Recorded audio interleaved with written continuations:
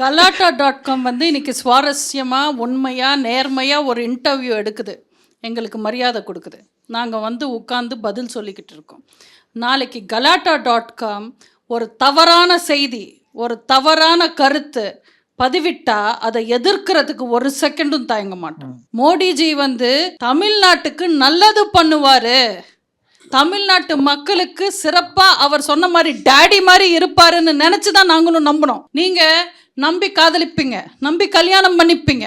எல்லா கல்யாணமும் சிறப்பாக இருக்கா, சந்தோஷமா இருக்கா? நிறைய பேர் முடிஞ்ச வரைக்கும் அட்ஜஸ்ட் ஆகி வாழ்றாங்க.